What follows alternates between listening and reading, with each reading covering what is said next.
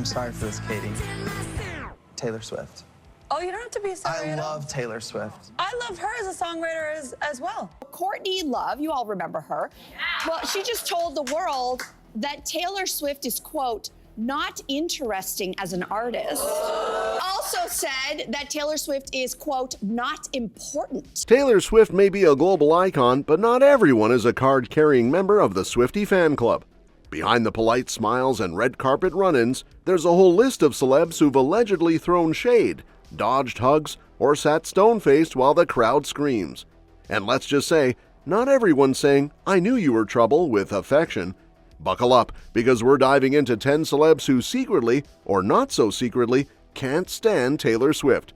Allegedly, of course. Number 1, Miley Cyrus. Oh, the drama between Miley and Taylor might just be the most subtly savage in pop culture.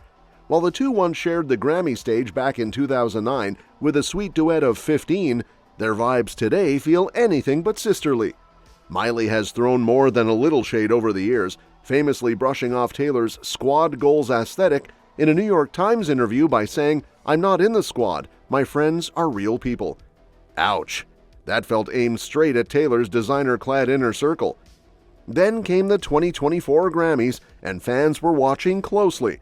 When Miley won her first ever Grammy, Taylor jumped up, clapping like a proud classmate.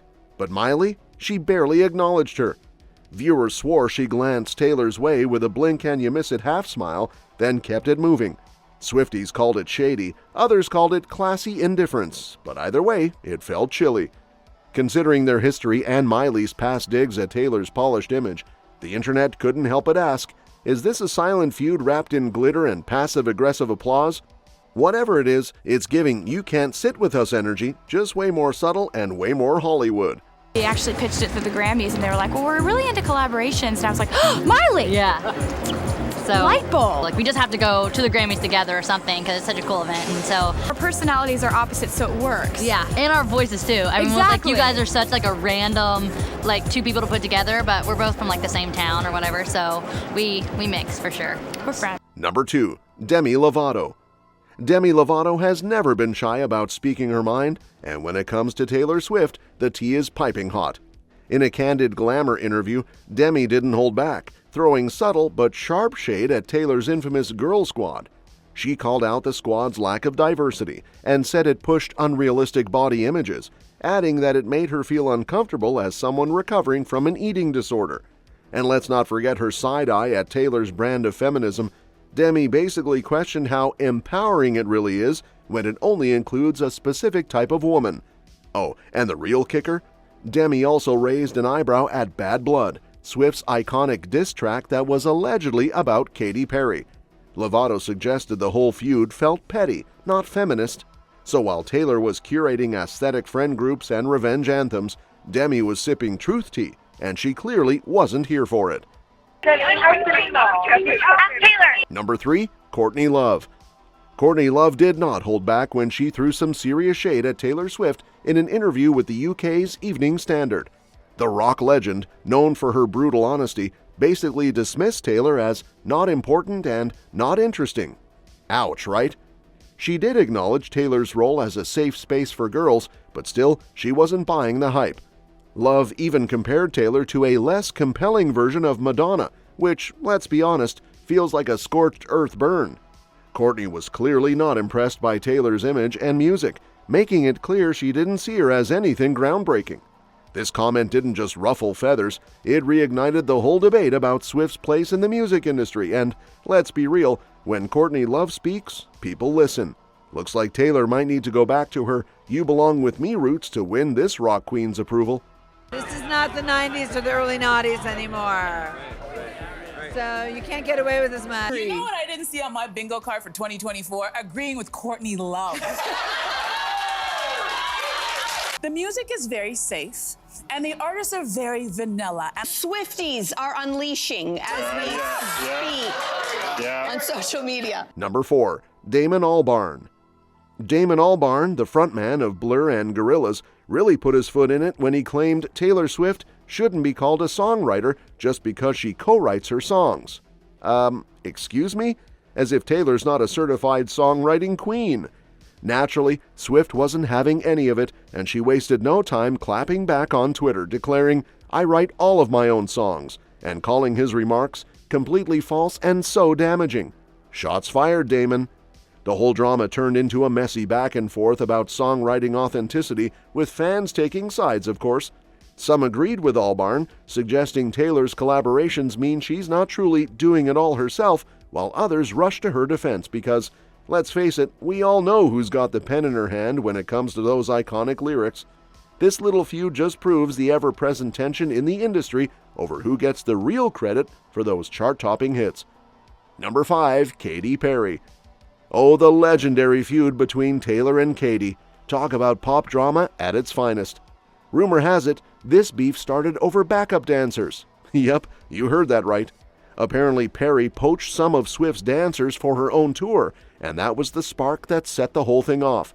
From there, things went up in flames. Taylor dropped Bad Blood, with fans, and let's be real, everyone, speculating it was a shade-filled diss aimed at Katy. Not to be outdone, Perry clapped back with Swish Swish, which was, of course, rumored to be her own jab at Swift. But it didn't stop there.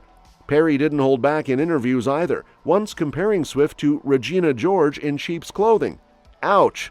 A ruthless reference to the manipulative queen bee from Mean Girls. Honestly, it was like a pop diva smackdown that had everyone picking sides. Who knew backup dancers could start such a storm? I'm very happy that you and Taylor Swift got over your feud.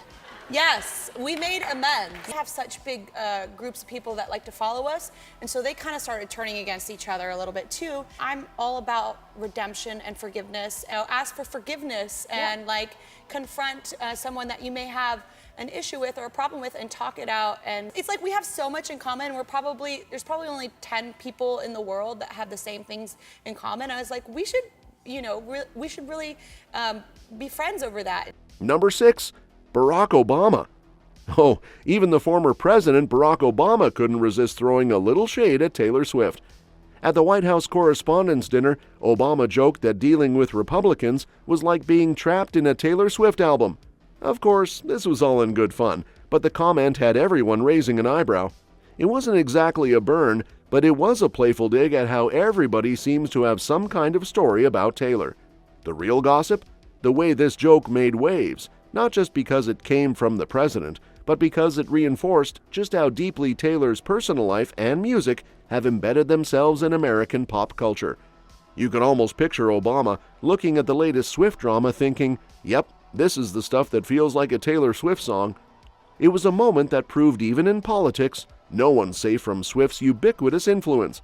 Can you imagine how Taylor felt hearing that one? Still, she never misses a beat, doesn't she? Number 7, Calvin Harris. Calvin Harris, the DJ who wasn't afraid to throw some serious shade at his ex, Taylor Swift. Their breakup was already messy, but it got extra juicy when Harris accused Taylor of trying to bury him, just like she supposedly did with Katy Perry. Ouch. He was referring to the behind-the-scenes drama over songwriting credits for their hit This Is What You Came For. Taylor had originally kept her involvement in the song under wraps, and when the truth came out, Calvin felt blindsided. He didn't hold back, calling out Taylor for her manipulative behavior, and the drama between them became one of the most explosive celebrity breakups in recent history. Number 8, Diplo. Diplo basically built a side hustle off trolling Taylor. Remember when he tweeted that someone should start a Kickstarter to buy her a new butt? Classy, right? He later backtracked, claiming it was just a joke and that Swifties were too intense. But then came more shade, calling her music polished for the masses and mocking her political posts. Taylor never acknowledged him, but Diplo, he just couldn't help himself. His obsession with needling her is weirdly consistent, like the guy who pokes the bear and then complains about the growl. Number 9, Scooter Braun. We all know this one. Scooter bought Taylor's entire back catalog without her permission and then sold it off, allegedly cashing in big time. Taylor claimed she had no warning and no opportunity to buy it herself. Scooter insists it was just business. But this wasn't a clean break. Taylor publicly called him a manipulative bully and accused him of years of behind-the-scenes sabotage. The fan base went to war, merch was made, and Taylor began her re-recording journey just to reclaim her own songs. To say there's bad blood here is an understatement. It's more like full-scale corporate warfare in glitter. Number 10, Jake Gyllenhaal. Jake may not have shaded Taylor in interviews or award shows, but let's be honest, he's the face of every emotionally unavailable ex Swift ever wrote about. The real fuel came when Taylor dropped the 10-minute version of All Too Well, practically naming names without naming names. Jake stayed mostly silent, but paparazzi shots and public interviews always showed a very tight-lipped, slightly uncomfortable vibe whenever that song came up. Then came the short film, the media frenzy, the scarf discourse. So is Taylor just misunderstood, a victim of industry envy, or maybe she's not everyone's cup of tea after all? Whether it's cold stares, backhanded interviews, or shade hidden in designer sunglasses, Hollywood's glittery surface hides some serious cracks. And while Taylor may have legions of loyal fans, these celebs, allegedly, are definitely not dancing to shake it off. Let me know your thoughts in the comments below, and we'll see you next time.